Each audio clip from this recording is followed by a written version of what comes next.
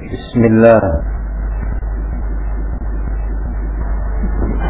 Kita lanjutkan pembahasan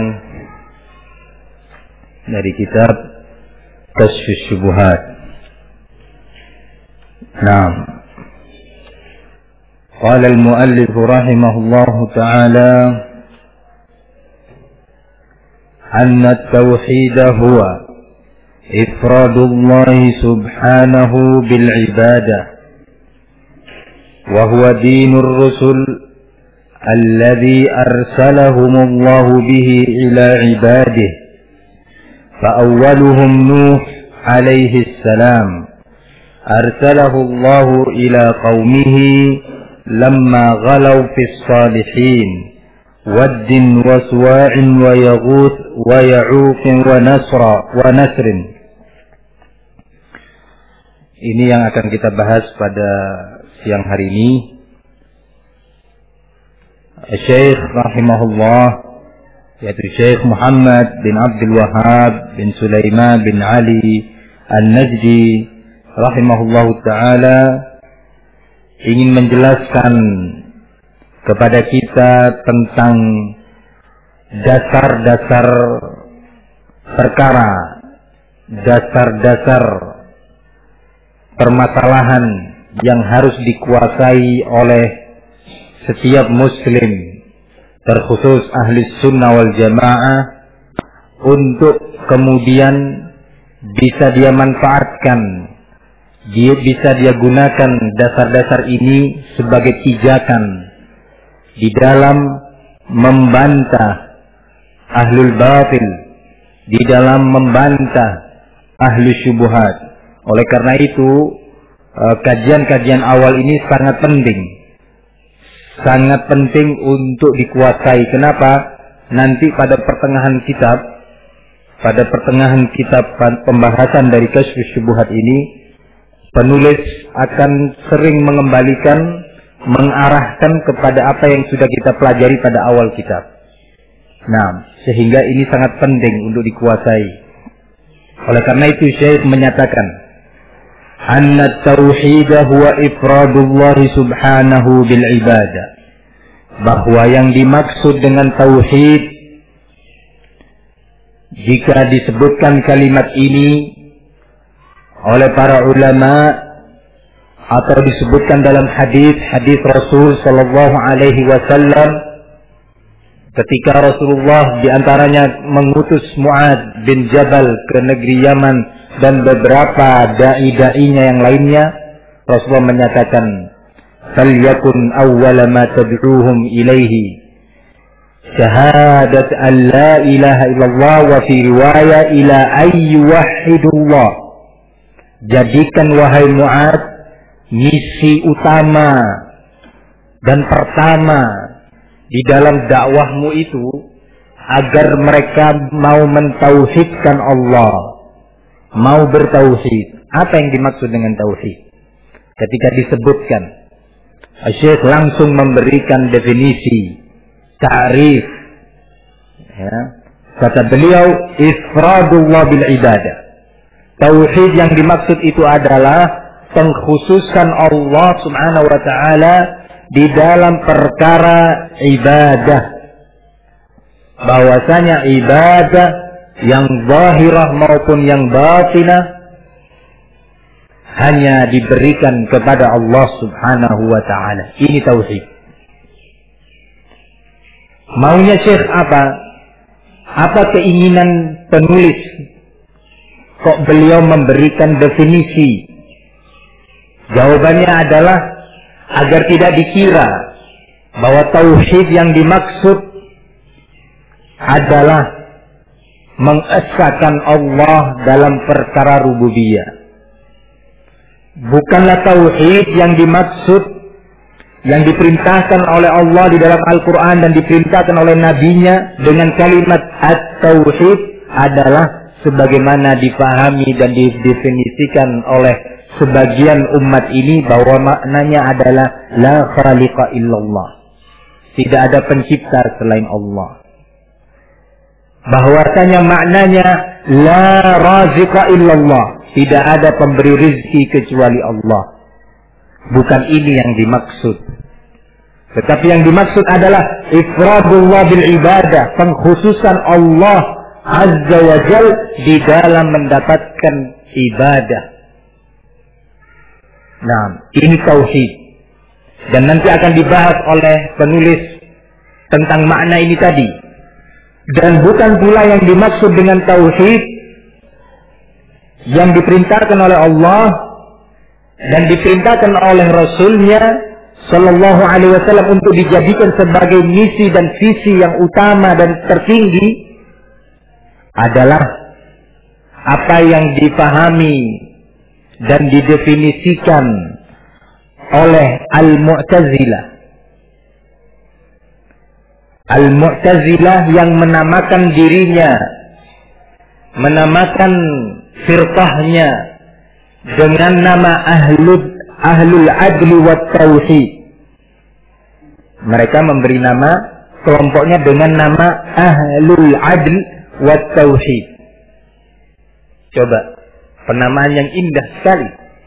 Tetapi apa yang dimaui di balik kalimat tauhid di dalam definisi Al-Mu'tazilah?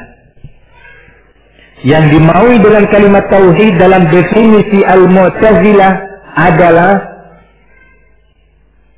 apa yang disebutkan oleh Al-Hafidz Ibnu Hajar rahimahullah di dalam Fathul Bari, dan disebutkan pula oleh para ulama yang lainnya yang menuliskan tentang akidah kelompok-kelompok di dalam umat Islam ini adalah, kata mereka, tauhid itu nafyu sifatil ilahiyah, penafian, pengingkaran terhadap segala usaha atau upaya untuk memberikan sifat-sifat ilahiyah kepada Allah. Nggak benar itu Allah diberi sifat-sifat. Allah harus ditauhidkan, kata mereka. Apa maksudnya? Allah tidak boleh disamakan dengan makhluknya. Coba, niatnya baik, ya, motivasinya bagus. Apa itu?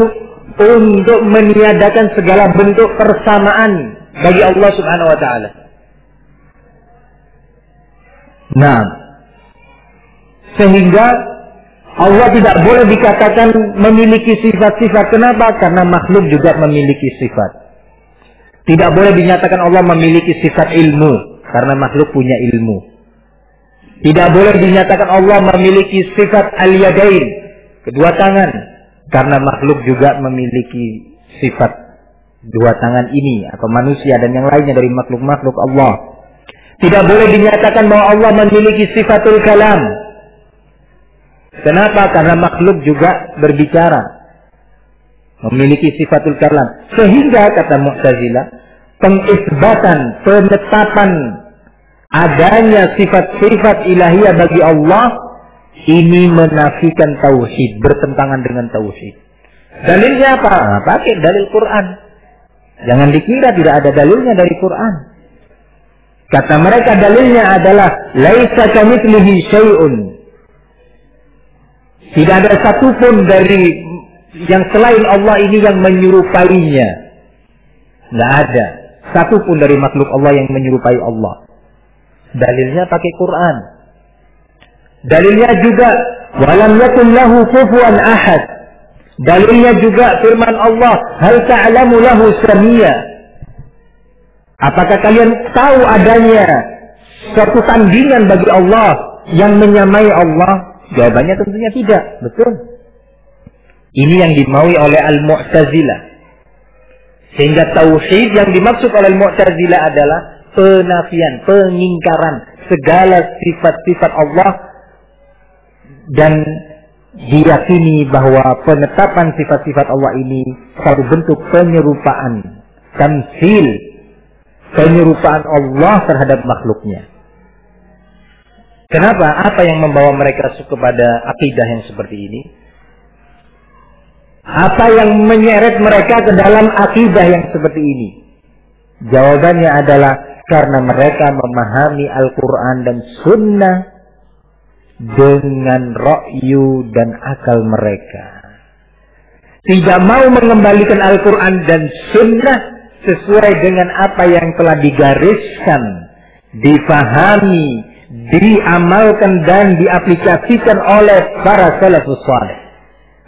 Ketika ini, di saat meninggalkan pemahaman Al-Quran dan Sunnah sesuai dengan apa yang digariskan oleh salafus saleh dari kalangan sahabat khususnya, di saat itu mereka perlahan menjauh dari Al-Quran dan Sunnah itu sendiri.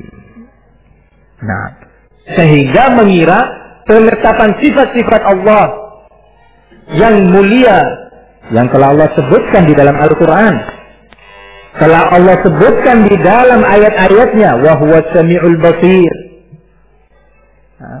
yaf'alu ma yurid, Allah itu maha melakukan apa yang dikehendaki, sifat iradah. Wa huwa ala kulli syai'in qadir, dialah Allah yang atas segala sesuatu maha mampu, sifatul qudrah.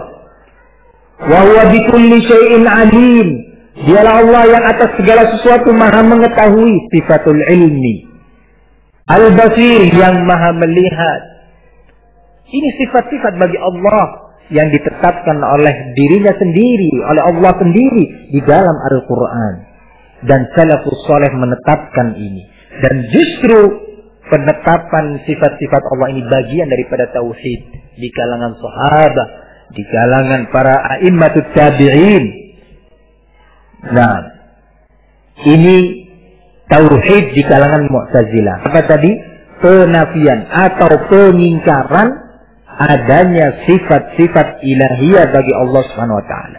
Sehingga mereka mengingkari, apakah Allah punya sifat? Enggak punya. Loh, kenapa? Kalau kamu nyatakan Allah punya sifat, berarti kamu telah menyamakan Allah dengan makhluk. Coba ngikutin akal. Sementara ahli sunnah menyatakan, nah, Allah punya sifat. Allah melihat dengan penglihatannya, tapi penglihatan Allah tidak sama dengan makhluknya. Nah, Allah berbicara karena Allah memberi kabar di dalam Al-Quran. Wa kallamallahu Musa taklima. Nah, Allah menyebutkan bahwa dirinya berbicara, tetapi Allah berbicara sesuai dengan kehendaknya, sesuai dengan kebesarannya. Tidak bisa disamakan dengan makhluknya. Ini yang dipahamkan oleh Rasul kepada umatnya, difahami oleh sahabat Rasulullah SAW, dan oleh yang berikutnya dari murid-murid sahabat Rasul. Al-Mu'tazilah menghendaki dengan kalimat tauhid adalah penafian ini. Sehingga hati-hati, kita harus berdakwah kepada tauhid. Kalau ketemu Mu'tazilah, ya sama ya akhi, jabatan tangan, sama-sama ngajak kepada tauhid. Nah, kita satu misi, satu visi, sama-sama tauhid. Bahkan kita adalah ahlul adli wat tauhid.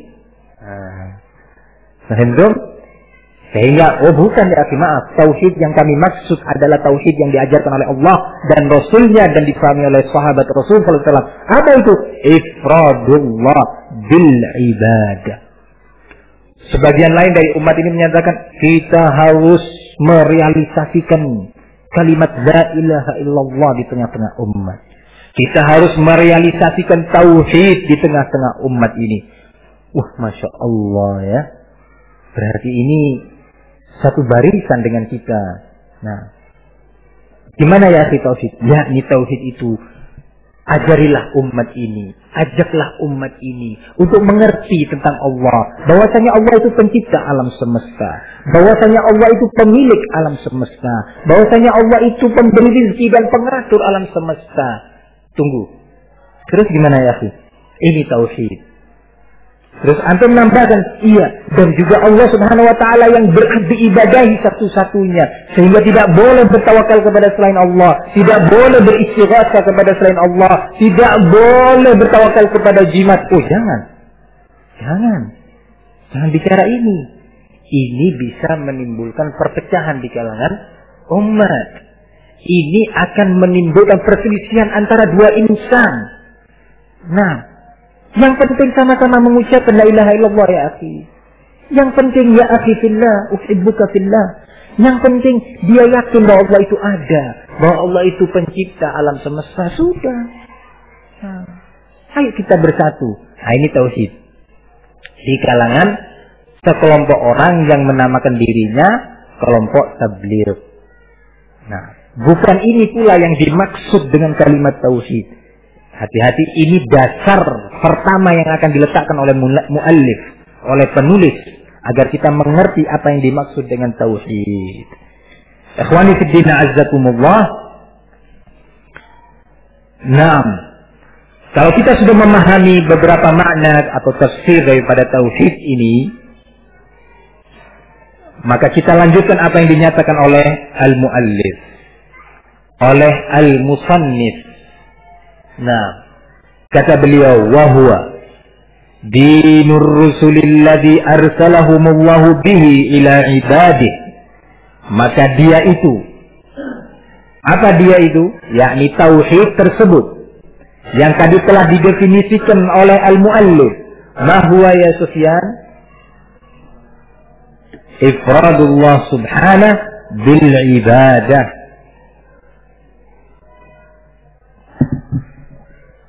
Dinur Rasul, dia adalah agama para rasul, agama para nabi yang diutus oleh Allah Subhanahu wa taala kepada hamba-hambanya. Ini agamanya para nabi. Islamnya para nabi ini. Apa itu Islamnya para nabi? Islam yang bermakna tauhid. Bukan Islam yang dimaknakan oleh siapa? Nur Khalis Majid dan yang bersamanya dari orang-orang yang belajar Islam pulang dari Chicago, yang menyatakan Islam itu maknanya adalah sikap pasrah kepada Tuhan, sikap menyerahkan diri kepada Tuhan, sehingga berlanjut. Ini di hadapan mahasiswa-mahasiswi, di hadapan orang-orang yang intelek, para insinyur, para doktor, menyatakan bahwa setiap agama yang mengajarkan kepada pemeluknya untuk bersikap pasrah kepada Tuhannya, maka itu adalah Islam. Sehingga setiap agama dimanapun dan di siapapun yang menyerukannya, kalau dia mengajarkan kepada pemeluknya untuk bersikap pasrah kepada Tuhan, itu adalah Islam. Sehingga ayat Al-Quran, Inna dina indallahil Islam, sesungguhnya agama yang diterima di sisi Allah hanyalah Islam, adalah agama yang mengajarkan kepada pemeluknya untuk bersikap pasrah kepada Tuhan. Hindu, Islam. Buddha, Islam. Konghucu, Islam. Nasara, Islam. Yahud, Islam. Kenapa? Sikap pasrah. Nah, sehingga inna dina indallahil Islam menjadi sebuah kalimat yang sangat luas sekali maknanya. Ya. Seperti karet, bisa dipanjangkan tarik, bisa dipersempit. Nah, ini Islam. Bukan ini agamanya para nabi. Kemudian kata si orang ini tadi, doktor apa profesor sudah sekarang, menyatakan bahwa agama Nabi Ibrahim Islam, agama Musa alaihissalam Islam, agama Isa Islam, dan agama setiap nabi itu Islam. Benar apa tidak? Benar. Nah, ini syubhat. Ya, syubhat. Sehingga inna dina indallahil Islam wa raditu lakumul Islam wa man yabtaghi ghairal Islami dinan fala yuqbala minhu. Semua ayat yang semakna dengan ini, bahwa tidak diterima agama di sisi Allah kecuali Islam, adalah agamanya setiap nabi. Sehingga sampai hari ini yang berpegang dengan Taurat adalah Islam, Muslim, saudara kita. Yang berpegang dengan Injil sampai hari ini pun Islam, saudara kita. Tidak boleh bermusuhan. Tak boleh. Taurat itu kitab yang diturunkan oleh Allah. Injil pun begitu. Kenapa kita hanya mempelajari Al-Quran saja? Kita harus belajar Alkitab yang diturunkan oleh Allah. Nah, subhanallah, inna hadza labuhtanun azim. Suatu kedustaan yang sangat besar. Apa dia tidak tahu atau pura-pura tidak tahu pernyataan Allah Subhanahu wa taala di dalam Al-Quran? Walan tarda 'ankal yahud walan nasara hatta tattabi'a millatahum. Tidak tahu pula apa yang disebutkan oleh Nabi Muhammad sallallahu alaihi wasallam.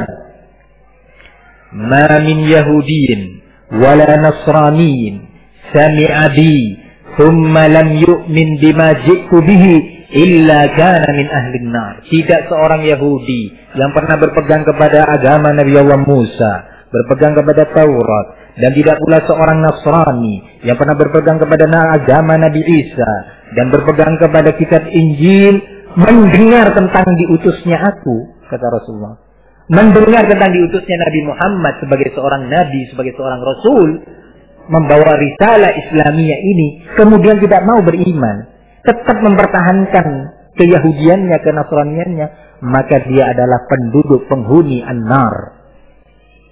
Dan sekian dalil dari Al-Quran dan Sunnah yang menyatakan mereka itu kafir.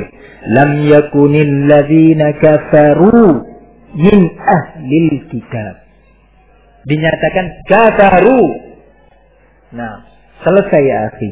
Sehingga yang dimaksud dengan dinur rusul itu adalah dinut tauhid, yang mengajarkan kepada pemeluknya untuk beribadah kepada Allah satu-satunya, mengajarkan kepada pemeluknya hanya untuk berdoa kepada Allah, untuk meyakini bahwa Allah lam yakun lahu kufuwan ahad, lam yalid wa lam yulad. Ini al-Islam. Nah, dinur rusul. Apa dalilnya bahwa tauhid itulah adalah dinur rusul? Dalil bahwasanya tauhid itu adalah misinya para nabi.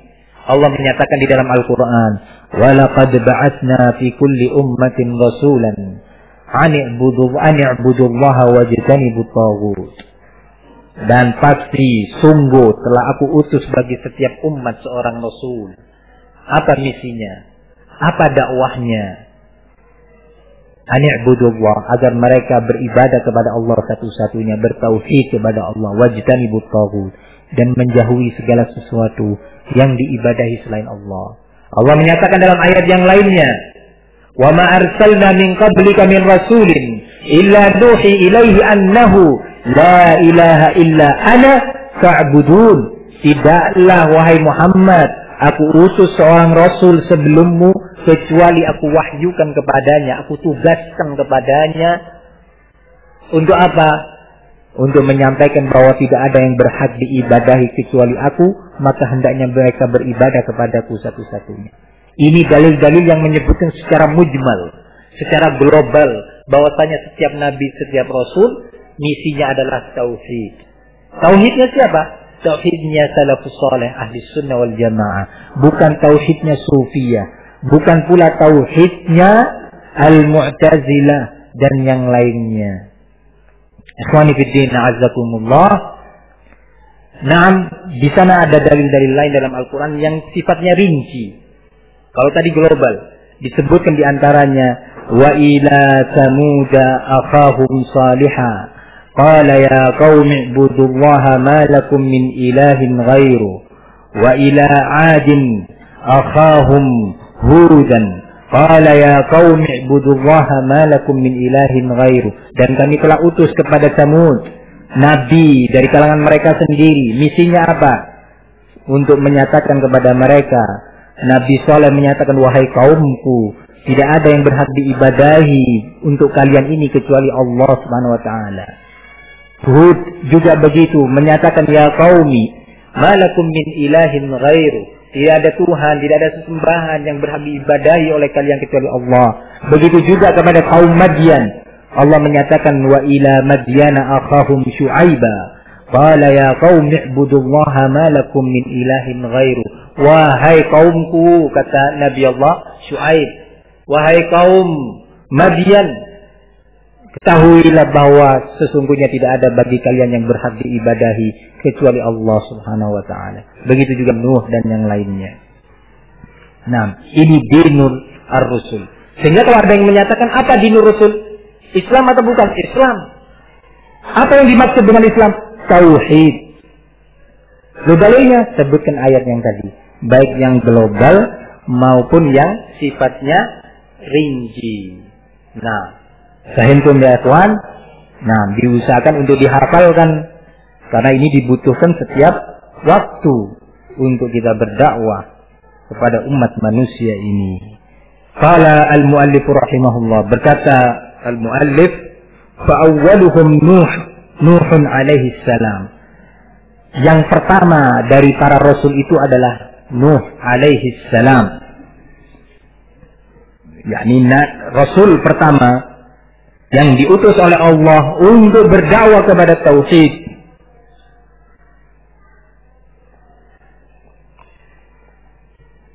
adalah Nuh alaihi salam. Nabi Allah Nuh. Dalilnya bahwasanya Nuh adalah Rasul pertama yang diutus oleh Allah. Loh, kok dinyatakan Rasul pertama? Kenapa? Bukankah sebelumnya ada Nabi Allah Adam? Naam. Nabi Allah Adam sebagai seorang Nabi. Namun di masa beliau belum ada kesyirikan. Belum ada peribadatan kepada selain Allah. Belum ada pengagungan untuk selain Allah. Namun ketika zaman terus berjalan, waktu berganti waktu, sampai mulailah bermunculan peribadatan kepada selain Allah. Mulailah muncul pengagungan untuk selain Allah. Yang pada saat itulah diutuslah Nabi Allah Nuh alaihi salam. Oleh karena itu Allah menyatakan di dalam surat An-Nisa, Inna auhayna ilaika kama auhayna ila Nuhin wan nabiyyina min ba'di. Sesungguhnya kata Allah, wahai Muhammad, aku telah wahyukan kepadamu. Apa yang diwahyukan kepada Rasul? Tauhid. Sebagaimana telah aku wahyukan kepada Nuh dan para nabi yang sesudah Nuh. Ini menunjukkan bahwa Nuh adalah yang pertama. Menunjukkan bahwa Nuh adalah awal Rasul yang diutus oleh Allah. Kemudian setelah berikutnya Rasul yang berdatangan sampai kepada Nabi Muhammad sallallahu alaihi wasallam. Atas dasar ini tidak benar yang kita pelajari masih SD, ya, bahwa Nabi yang sebelum Nuh siapa? Idris. Nggak ada dalilnya. Bahkan yang pertama adalah Nuh alaihi salam. Ini dari Al-Quran, dari Sunnah, dari hadis Nabi Muhammad SAW, hadis tentang Asy-Syafa'ah, Syafa'atul Kubra, Syafa'atul Uzma, yang di sana disebutkan bahwa penduduk di ahli padang mahsyar nanti, ahlul mahsyar, ya'tuna ilal anbiya, berdatangan kepada para nabi, datang kepada Nabi Adam meminta syafaat, meminta untuk didoakan kepada Allah agar diselamatkan dari berbagai macam kepedihan yang mereka alami pada masa itu. Nabi Adam menjawab, nafsi-nafsi, masing-masing sekarang, sendiri-sendiri. Kemudian Adam menyatakan, itu Nuhan, fa'innahu awwalu rasulin ba'athahu Allahu ila ahli al-ard. Datangilah Nuh, karena sesungguhnya dia adalah seorang nabi yang pertama, seorang rasul yang pertama yang Allah utus ke penduduk bumi ini. Akhirnya mereka berbondong-bondong mendatangi Nabi Allah Nuh dan berkata, ya Nuh, nah, fa innaka awwalu rasulin arsalahu Allah ila ahli al-ard. Wahai Nuh, sesungguhnya engkau adalah rasul pertama yang diutus oleh Allah ke penduduk bumi ini. Pernyataan ini sebagai dalil dari hadis Rasul Shallallahu Alaihi Wasallam bahwa Nuh adalah Rasul yang pertama. Apa misinya Rasul pertama ini sampai yang berikutnya? Jawabannya adalah walaqad ba'atsna fi kulli ummatin rasulan an i'budu